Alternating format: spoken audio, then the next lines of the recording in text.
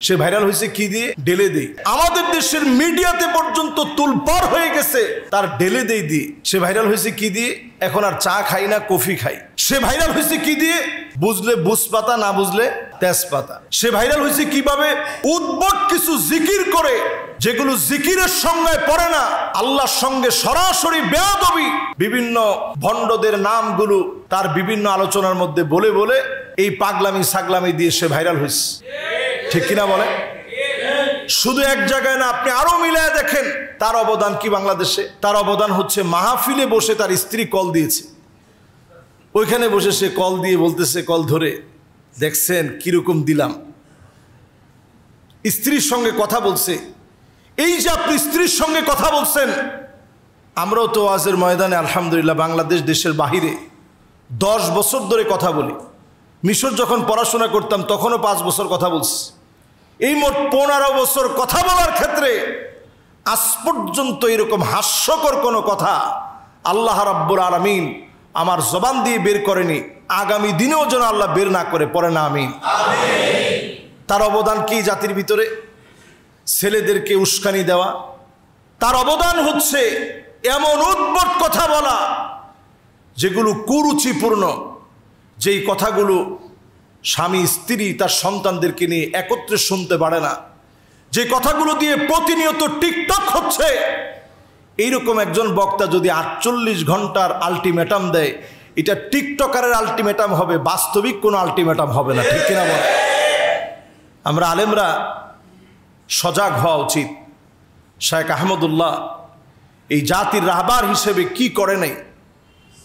আমি এমন ব্যক্তির পক্ষে বলছি না যে ব্যক্তি যার সাথে আমার চলাফেরা নাই। ওমর রাদিয়াল্লাহু তাআলা আনহুর সামনে এসে বলা হচ্ছে এই লোকটা খুব নেককার, খুব দিনদার। ওমর রাদিয়াল্লাহু তাআলা আনহু বলছেন, আতাআমালতা মাহু, তুমি কি তার সাথে লেনদেন করছো? বলছে, না, লেনদেন তো করতে পারি নাই। তো কেমনে বুঝলা যে লোকটা দিনদার? আসাফারতা মাহু, তুমি কি তার সাথে সফর করছো? কোথাও ভ্রমণে বের হইছো? বলছে, না, ভ্রমণেও বের হইনি। তো কেমনে বুঝলা লোকটা দিনদার? আমি ওনার সাথে দুবাইয়ের সফরে ছিলাম, প্রায় সময় আমরা একসঙ্গে বসি। আমি জেনে শুনে বলছি, দায়িত্ব নিয়ে বলছি, এদেশের লাখো মানুষের কর্মসংস্থানের ব্যবস্থা, স্বাবলম্বীকরণ প্রকল্পে লাখো মানুষের পাশে তিনি দাঁড়িয়েছেন।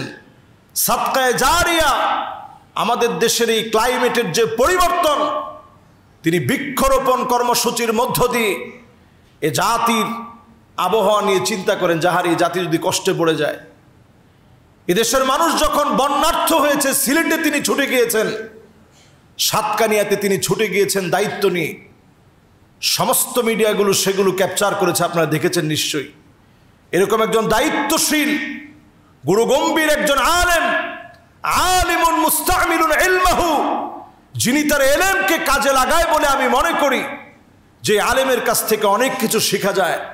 যুগ জামানা পাল্টে দিতে চাই না অনেকজন, এক আলেমে আনতে পারে জাতির জাগরণ। ঠিক কিনা বলে? এরকম জাগরণ সৃষ্টিকারী একজন আলেম। আমি খুব চিন্তা করতেছিলাম যে আমাদের দেশে এই 2 কোটি মানুষের বসবাস ঢাকা সিটিতে।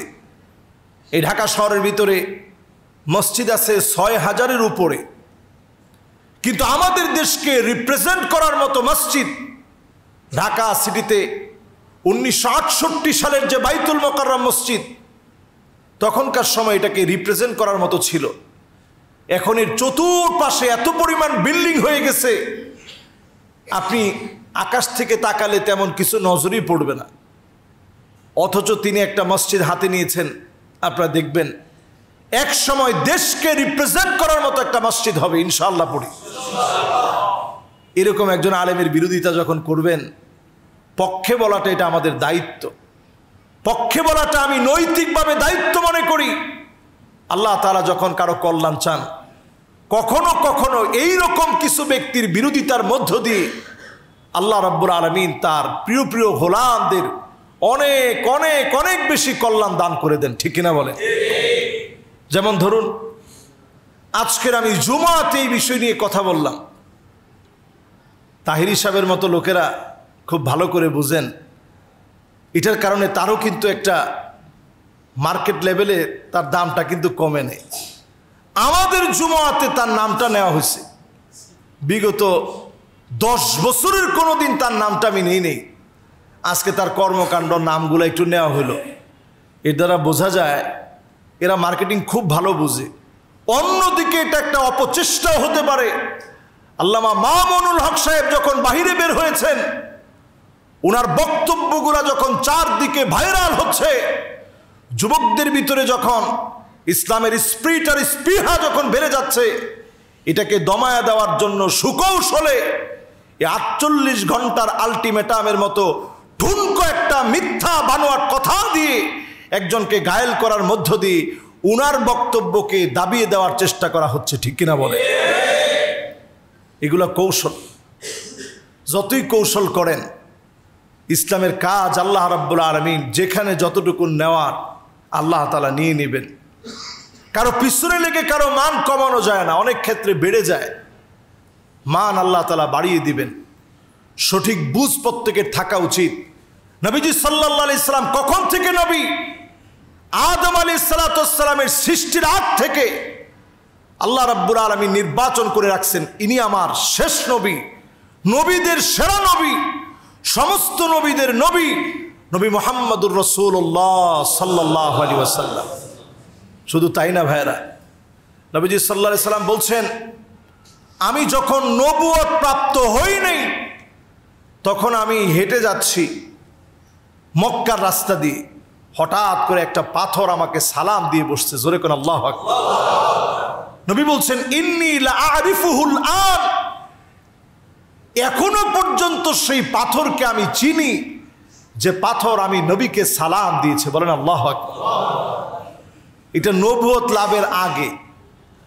কুল কায়নাত যেই নবীকে চিনে, আল্লাহ রাব্বুল আলামিন যেই নবীকে নির্বাচিত করেছেন, আনা সাইয়্যিদু উলদে আদম আও ওয়ালাদে আদম ওয়া মা মিন নাবিয়্যিন ইয়াওমা ইযিন আদম ফামান সিওয়াহু ইল্লা তাহতা লিওয়াই ওয়া বিয়াদি লিওয়াউল ফখর। আল্লাহর গর্বের একটা পতাকা থাকবে নবীজির হাতে। নবী বলছেন, আমি সমস্ত নবীদের সেরা, আমি সাইয়্যিদ, সবার লিডার, আমার হাতের ভিতরে সেদিন পতাকা থাকবে। এমন কোন নবী আদম আলাইহিস সালাম থেকে নিয়ে ঈসা আলাইহিস সালাতু ওয়াস সালাম পর্যন্ত আসে নাই, যেই নবী আমি নবীর পতাকার নিচে ছাড়া, এই ব্যানার ছাড়া সেদিন আল্লাহর জান্নাতের দিকে যাবে। জোরে কোন আল্লাহু আকবার। তাহলে চিন্তা করেন, নবীজির দাম কম না বেশি? নবীজির মান কিভাবে বাড়ে সেটা একজন মুমিনের কাজ। একজন মুমিন নবীজির পুরা জীবনী মানবে নিঃসন্দেহে। তবে নবুয়তকে যে দুই ভাগের কথা বলেছিলাম, একটা হাকিকাতান আর একটা হুকমান। হুকমান মানে কি? নবীজি যখন এই পৃথিবীতে নবুয়তের পূর্বে যখন বসবাস করেছেন, সুদীর্ঘ 40টা বছর নবীজি তখনও মদকে পছন্দ করে নেই, তখনও জেনা ব্যভিচারের ব্যাপারে নবীজি সাল্লাল্লাহু আলাইহি সাল্লাম মানুষকে সতর্ক করেছেন।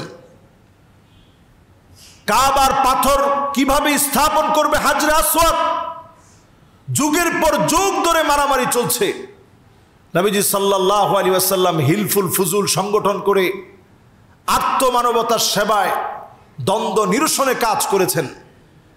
কিন্তু মদ নিষিদ্ধকরণ, বিভিন্ন আহকাম, কোন কাজটা নিষিদ্ধ, এটার জন্য একটা শরীয়তের প্রয়োজন। এই শরীয়ত নবীজির উপরে অর্পিত হয়েছে, ওহির মধ্য দিয়ে নিষেধাজ্ঞা আল্লাহ রাব্বুল আলামিন জারি করছেন, কোনটা নিষেধ, কোনটা করবেন, কোনটা হালাল, কোনটা হারাম। এটা 40 বছর বয়সে আল্লাহ রাব্বুল আলামিন দান করছেন। এর আগে যদিও নবীজি বারবার নবীজি সাল্লাল্লাহু আলাইহি সাল্লামের সজাত প্রবৃত্তি থেকে হেরা গুহায় গিয়ে ধ্যানমগ্ন থাকতেন, মানুষকে নিয়ে ভাবতেন, মানুষকে বোঝাতেন। পরিপূর্ণতা আল্লাহ রাব্বুল আলামিন দান করছেন কে নাজিল করে দিয়ে। জোরে বলেন আল্লাহু আকবার। কথা কি আপনাদের সবার কাছে পরিষ্কার? তাহলে এই বিষয় নিয়ে আর কি কোনো সমালোচনার দরকার আছে? শেখ আহমদুল্লাহ হাফিজাহুল্লাহ যে কথা বলছেন, এই কথার সঙ্গে আমি কোনো কথার দ্বিমত দেখি না।